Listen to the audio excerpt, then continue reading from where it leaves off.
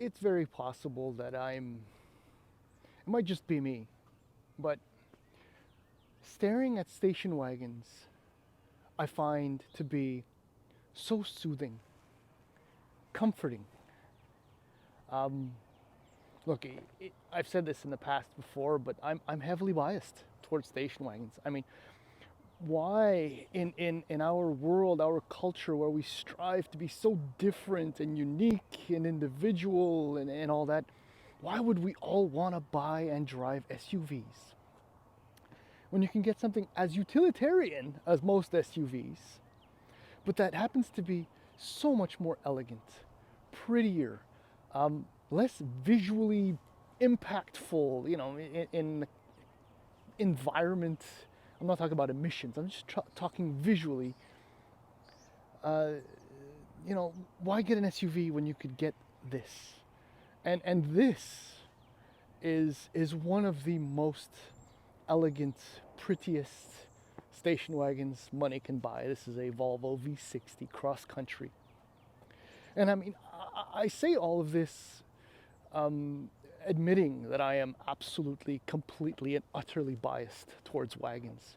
I am of that generation that grew up with station wagons, the pre-minivan kind. And over the last 4 years that I've been around, there have been, I don't know, maybe almost a dozen station wagons that have come in and out of my life. And that just proves that they can do it all. I am one of 3 boys, and we grew up with station wagons. And I have 2 kids, and we have a couple of wagons at home, and they do the job. Why get an SUV? Closing almost probably my rant. It's not anti-SUV, it's just this is so pretty. This is one of 2 last remaining station wagons, the V60 and the V90 at Volvo. They are rare, and they are, even by Volvo, essentially shunned in favor of more profitable, you want to spend a little bit less, get an XC40. You want to spend about as much, get an XC60. If you want to spend even more, we'll get an XC90. But the tragedy and the hopefulness is that although Volvo has said that there's a pretty good chance that station wagons won't be part of their lineup for that much longer, despite their lineup, their reputation, their history being loaded with wagons, other automakers will bring them back, or at least maintain them. Audi, please. Mercedes-Benz, I know it's just one left in North America. Please. Maybe Volkswagen, maybe an American automaker will see the light and say, you know what, wagons are cool, and we could create a new niche product, and probably sell everything we can produce, at least for the first few years, and then after that, whatever. I see, my rant isn't quite over. The thing is that, as I said in my opening there, station wagons are soothing. They're lovely. They're inoffensive. They're not aggressive, and they are beautiful. And look, this Volvo V60 Cross Country might very well be the prettiest of them all. I mean, I do love the V90 as well, because it's bigger, but there's just something about this. And what Volvo has done recently is they've ultra simplified their product lines. There's only one powertrain for the regular versions. I'm talking non-recharge, aka plug-in hybrid. So there's no more T5, T6 and all of that. There's just a B5. And if you get a V90, it's a B6. And those are mild hybrid powertrains. I'll tell you a little bit more about that in a few moments. But I mean, what I want you to do, all 3 of you watching right now, is just look at this car. Look at this car. And try and tell me, no, not that I can see you, with a straight face, that this is not a beautiful automobile that you wish, like me, you could call it your own. Anyhow, in the following video, I'm going to walk around I'm just gonna stay here at it for a few more moments before I do the walk around, and then we'll take it for a little trip. So hang in there, please. Good Lord, is it ever gorgeous. One of the things that I love about Volvo products is that you instantly and always know that you're facing or you've spotted a Volvo product. I mean, so many automakers worked so damn hard to develop brand identity. Genesis comes to mind, for example, and well, they've succeeded. But somehow Volvo is, I mean, the moment they penned their first car, it instantly created a design language and it just became a Volvo. And what I do love also is that it has evolved so well over the years, the decades, and the generations. And the car is just, it's sublime. I mean, truthfully, I know I might be hammering that nail a little bit too much, but there isn't a bad angle on this car. There isn't a, oh, they shouldn't have done that, or maybe this is kind of weird, that doesn't fit with that. No, I'm going to Thor's hammer headlights, a decently sized grille. I mean, it's just beautiful. There isn't anything wrong with this. And plus the fact that it's a cross country, I mean, you get the extra flares, you get this beautiful, like polished or, I don't know, silver cross country sill down here. Brushed is what I'm looking for. And what also helps is that, well, because it's a cross country, it's got more ground clearance, 8.1 inches to be exact. So that's kind of serious. I mean, it's just beautiful. Okay, enough maybe. Pricing $48,800 for the base plus model in the U.S. The Ultimate is $55,000 to $300. In Canada, we get a base core model, so less equipment, so a little bit more affordable, $53,500. That model actually includes a 12-inch digital IP, power tailgate, 9-inch touchscreen, Google built-in, Apple CarPlay. Yes, sir, Apple CarPlay. Now, if you step up to the Plus, you're looking at $58,550. And then the Ultimate, which is what you're staring at right now, it starts at $65,900. It's decent money. There's a lot of equipment and all the beauty in the world right here, right there, just right in front of you. When you do step up to the Ultimate, you get a Harman Kardon audio system, cooled seats, 19-inch wheels, a heads-up display, heated steering wheel, Napa leather, a crystal shifter, and all that. And my tester, well, has a few options on top of that. One being these beautiful, absolutely beautiful. Everything is beautiful. Everything. Life is beautiful. 20-inch wheels, which are almost a little bit exaggerated for the car, but even so, they kind of combine sportiness with ruggedness and elegance. I'm not too sure if I like the car. Oh, shut up. It's also got a Bowers and Wilkins audio system, which, I mean, over Harman Kardon for $3,800, that's a hard sell for me. Plus front massaging seats, always very, very nice. For a grand total of about $74,000. That's a lot of money. It's even into V90 territory, but this is all the trimmings, all the beauty. Okay, so let's go move inside. So unlike most automakers, Volvo underestimates or undervalues the size of the boot because they say this is 519 liters of trunk space. Most automakers are going to say, well, look, this is an extra 10, and then you can squeeze in maybe in these cracks an extra, 2 or 3 liters, so that's 1,050 liters. The thing is that 519 is what Volvo says, but I'm thinking it's closer to 800 because my sport wagon has 850 plus rated at, and this is really, really close to that. So more trunk than advertised. That's good stuff. As a mid-sized premium automobile, there's a decent amount of space in the back. With the 2 kids seats, there is no room for an adult or even another human in between the two.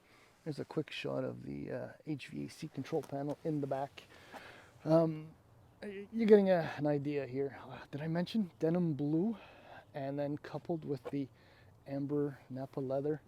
Oh, see, this is where it gets. This is wow. This is the wear. This is the wow for me. The combination of the two, absolutely stunning, and in true Volvo fashion. Look at the craftsmanship, the simplicity, the presentation. yet the luxury, even the plastics are smooth to the touch. You can't feel the casting lines. It's just beautiful, but simple at the same time. And the only thing that's over the top is the Bauer and Wilkins grill, which again I would do without.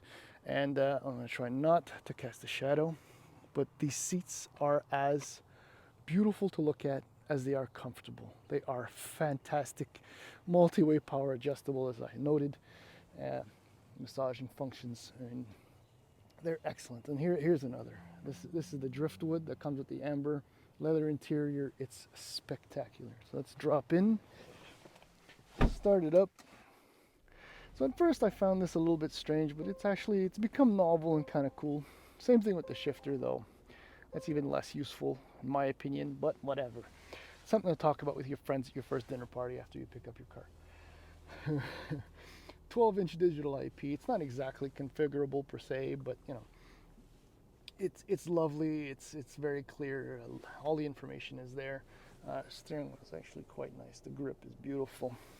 So here's your 9-inch display. So with Google built in, there is something of a learning curve, but once you've sorted out, you know, your menus, where your apps are, how to get your your heated seat functions to go, your climate control, the passenger seat, and change your various settings, it's not that bad. In fact, it's very, very intuitive. It's just if you step out of something like Uconnect 5 or something like that, it's a little bit different, but it works out. As far as storage is concerned, you got a bin here, bin. Door bins are okay. And then, oh, let me get a good shot of that. It's textured, but so smooth at the same time. Look at the cross stitching in the leather. It's beautiful. Visibility is great too. I love how, you know, the screen is integrated into the dashboard, so it doesn't jut out. It's beautiful. That's, I guess, kind of cool. Oh yeah, heads-up display, which you can see. So just to come around the visibility, it's just fantastic. It is, and the drive is just as wonderful. So let's get on with that now.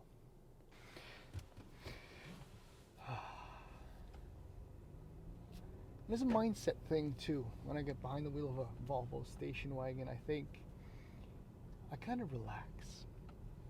And it has nothing to do with the powertrain. I mean, yes, if you want, so it's just a B5. If you want more power, obviously, you can always get a T8 plug-in hybrid, though. In my experience with the T8s, not worth the money. But that applies to most plug-in hybrids, of course. Because, look, just a B5,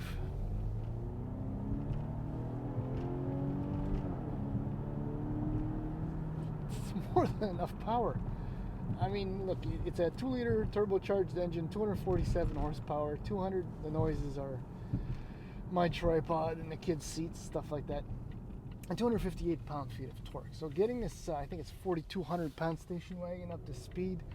By the way, if you get to the T8, it's about, tripod, it's about 500 pounds more for basically the same mechanical powertrain layout. So that's 500 pounds of battery that you're hauling with you everywhere you go. 500 pounds. You know, the 247, 258, enough to get this 4,200 pound station wagon up to speed, 100 kilometers an hour in 6.9 seconds, which is more than enough. The mild hybrid 48 volt system takes care of all the accessories and the starting, and there is the battery can be, through regen braking, refilled to enable you to power your accessories, but I mean, it's not a performance booster per se. And the 4-cylinder 2-liter turbo, you know what, the performance is fine. Fuel efficiency is still a premium mid-size station wagon. So the fact that Volvo says that you can expect to average about 9 liters per 100 kilometers, and that I'm averaging about 10.5. I mean, it's well within reason for the spec and the size of the car and the performance. As far as the ride quality is concerned, it's wonderful. I mean, this is probably where the 20-inch wheels, no matter how cool they look, have a negative impact on the car. I mean, despite having rear air suspension, as far as the specs are concerned, included, ride can be a little bit harsh-ish over, you know, the repeated breaks in the road surface, which is a little bit unfortunate because everything else in here is so extremely serene. And the steering is adjustable. There's firm and normal, and normal is fine. Firm is kind of pointless. But the ride quality is still really good. The car feels absolutely sure-footed and responsive, and then the chassis, the way it's laid out, it won't let you down. It'll just deliver exactly the type of performance and handling you expect from a mid-size premium station wagon. Brakes feel great, stupid tripod. And look, the 8-speed automatic transmission included as part of the whole thing is on the ball. And I don't know if you heard it before too, but the 4-cylinder actually sounds really good. There's a serious hum to it that is convincing. Yeah, 8-speed automatic, as I said. I mean, it shifts with vigor, but it's a solid, good feeling shift. Or if you're light on the throttle, obviously, it just glides from one gear to another. You never know that you shifted gear. Well, look, all in all,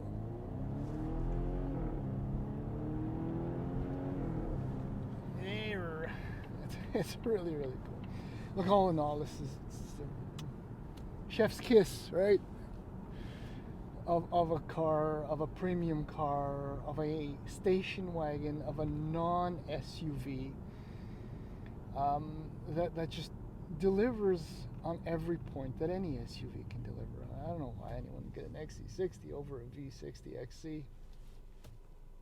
Anyway, that's it. It's a marvelous automobile, and I'd love to have one again.